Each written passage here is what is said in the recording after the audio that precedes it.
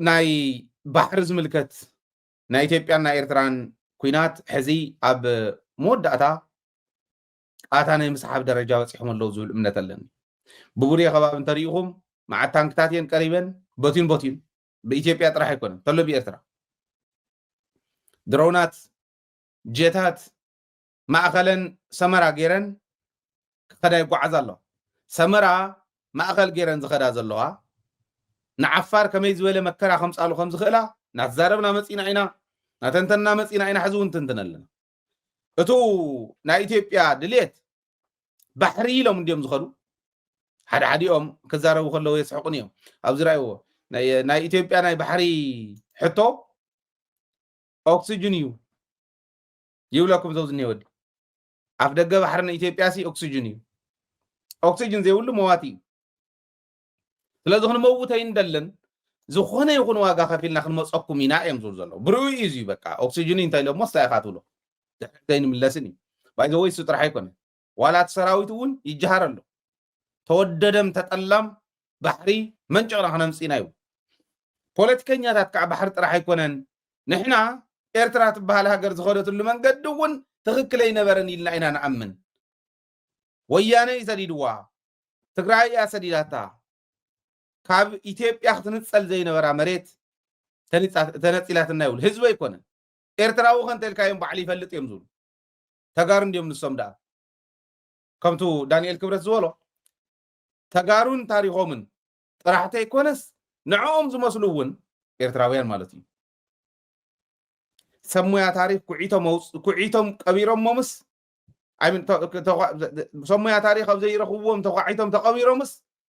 ታሪኾምን ንሶምን ተቐቢሮምስ ቅርሶምን ባሕሮምን ክንወስድ እዩ ነይሩ ትዕላ ንሳ ከዓ ሰራዊት እውን ሓዚልዋ መንእሰይ ወለዶ እውን ሓዚልዋ ፖለቲከኛ እውን ሓዚልዋ በዓል ኣብን ዘውፅኦ መግለፂ ሪኢኹም እዮም ንሕና ባሕሪ ጥራሕ ኣይኮነን ዓሰብ ጥራሕ ኣይኮነን እንተሎ ኤርትራ ኢና ክለይም ንገብር ዘለና ኢሎም አብይ አሕመድ እውን ሓደ ጊዜ ተዛረበን እዩ እኛ ላናረገው እንችላለን ግን ወጣቱ ይህንን በደንብ አስረድተው ነው ከሄድን የሚቀጥለው ጄኔሬሽን ያስመልሰዋል ይብል ቱ ሰራዊት ከአሁን ዚብ ማግኘቱም ጉዳይ ጥያቄው ቀርቧል ተነስቷል ብዙዎቹ ሀገሮች አምነውበታል አፈጻጸም ላይ ችግር ሊኖረው ይችላል ሊያንገታግተን ይችላል ጊዜ ሊወስድ ይችላል ግን ኢትዮጵያ የባህር በር የማግኘቷ ጉዳይ ደግሞ የግድ ነው ማግኘቱ አይቀርም ይሄ ቅድም እንዳልኩት ይሄ ትልቅ ህዝብ ይሄ ትልቅ ሀገር ታፍኖ ሊኖር አይችልም የባህር በር እናገኛለን ይሄን የምናገኝበት መንገድ በዋናነት በሰላማዊ መንገድ ነው ብለን ነው እናስበው ይሄ ከተረጋገጠ ደግሞ እኛም ባህር ኃይላችንን እዛ ላይ አጠናክረን እናዘጋጃለን ስለዚህ የባህር ኃይል መደራጀቱ የኢትዮጵያን ብሔራዊ ጥቅም ለማስከበር ነው ተገቢ ውሳኔ ነው የባህር በር ካገኘን በኋላ ቀስ ብለን ደርስበታለን የሚባል ጉዳይ አይደለም እያዘጋጀን እንቆያለን እናሰለጥናለን ትጥቆቻችንን እናዘጋጃለን የባህር በሩ በተገኘ ሰዓት ደግሞ ኃይላችንን እናሰፍራለን የራሳችንን ብሔራዊ ጥቅም እናስከብራለን ይሄን ማለት ነው ጀነራል ሰራዊታችን በሀገር ፍቅር ስሜቱ በመፈጸም አቅሙና በሁለንተናዊ ብቃቱ እንደዚሁም ደግሞ በግዳጅ አፈጻጸሙ ምን ደረጃ ላይ ይገኛል? አዎ ሰራዊታችን አሁንም ካለፉት 5 እና 6 አመታት ጀምሮ በግዳጅ ላይ ነው ያለው ካንዱ ግዳጅ ወደ ሌላው ግዳጅ እየተሰማራ ያለ እረፍት እየተንቀሳቀሰ ነው ያለው እነዚህ ነገሮች በአገራችን በደረሱ ችግሮች የመጡ ናቸው ከ2013 ጀምሮ እስከ 15 ባለው ትግራይ አካባቢ በተፈጠረው ችግር ሰራዊታችን ተሰማርቶ የህግ ማስከበር ዘመቻውን ፈጽሟል ያንንም ዘመቻ በድል አጠናቆ ወደ ጠመንጃ ያነሱት ኃይሎች ወደ ሰላም ጠረጴዛ እንዲመጡ ተደርጎ ናብ ሰላም ጽላዩ አነ እኮ ተጃሃሮም እዩ ዝገርመኒ ትጉሮም በጣም በቃ ወሰን ዘይብሉ እንዲ ህዝቲ ናይ ግድን ባሕሪ ክንረክብና ማለት እውን ጃሃራ እንዲያ በርክራኹዋ ይኽእሉ ናይ ሰብ ናይ ዓዲ ሃገር መሬት ከድካ ሃገር ኢልካ ተወሲኑ ተፈሪዱ ዝሓደረ ሃገሮም ዘኽበሩ ዓዲ ከድካ ክትሕድጎም ኣይትኽእልን ተጃሃሮም ግን ራዩ ካብቱ ናይ ትግራይስ በድል አጠናቀን እዩ ትግራይ ውፅን ፈርጢጡ ደብረ ብርሃን ዘውፅሖ ሰራዊትስ بقى سعيرنا يئنا ناب سلام ممسينا ناب سعير بنا ناب سلام ممسيكو حنت غلل مغعن اشتي وحد حزبي تأمر السرحة حزبي تأمر بصريو إيدك أتقويو انتي فتغا بابريتوريا بصيحوكا جغننا سراوي تقرأي من تازي تزاروي ليكونا كزاروي يقول تناي بحر دليتهم سلنا علل زلنا نبر صيلة حنت فيديو انتظريهم أدي سابا خوينهم صحيهم أدي سابا خوينهم مصريهم شونيهم ما تقوم سراوي تقرأي تواهيلهم زغونا فيديو تنريهم حلا وسنا سين بالحاغ قبري اسخانا بينا صلاتينا قبري فقعا يدا ما يقدر بلاش سري خاري غيو بركاش ودنكاش بلاش زي أحد تري وازود زيو أو سري مشان يترفون قلعوا حيزو منا يمزول جنرالات كولونيلات كمية كم تتحزري أمامهم قلعوا يم حيزو منا يا 17 يا 18 عامت ልጆች ነው ያዙን ሳያቸው ልጆች ናቸዋል በዚህ ቆረጡን በዚህ ብንል መውጫ ማጣን በቃ እንግዲህ ያውስ መሞት ከሆነ እዚህ መሞት ነው ምናምን ብለን ስንሄድ መተው ሲይዙኝ ልጆች ናቸው አለ ልጆች ያላቸው እነዚህ ናቸው حلا وسنا سين بالحاغ قبري اسخانا بينا صلاتينا قبري فقعا يدا ما يقدر بلاش سري خاري غيو بركاش ودنكاش بلاش ركاش ود ركاش تاكي وحزي عوንበር ከፊሉ ባህር ግረከው የግድ ነው ያሰለጠን ቆይተን ባህር ስናገኝ የግድ እናስገባለን በድል ተጠናቆ የትግራይ እንደዚህ ስናደርግ ይብለካ መጠካ ባህል ከለ ግን ስሬው እግሬው ጽኒ አብስሪው እንዳሸና ይኸይ ዚኦም ዮም በቲ ወለ በቲ ግን ሓደ ሕዚ ንሕና ዋላቱ አፍቱ ጽምዶ አው ዘለው ጎደለታት ተዘይተስተኻኺሎም ነኻል ክጥቀም ይኽእል እዮም ጸላእቲ استخاخلو مريت يورد صقمات يفطرلو مانم بالعلي مانم بتحت يكونن باراليل كوينا اينا نصامد زلنا تمصماد مالت كالي تامر يول سلام مفطار مالت وعلى سلام مغبار مالت حزب خربح حزب خلمع حزب سلام كركب مسمع مع مالت كالي يول مصماد بحدا خوي الناس او حدنا بحدا دفاع عبد او حدا دفاع خوينا ايثيوبيا نورر غيرهم زترغمو دنا قربون له زعز بحر غوسد مسلكا نتግራይ بسريا زغبرتو زمصاتو على بريتوريا ولا يتغبرو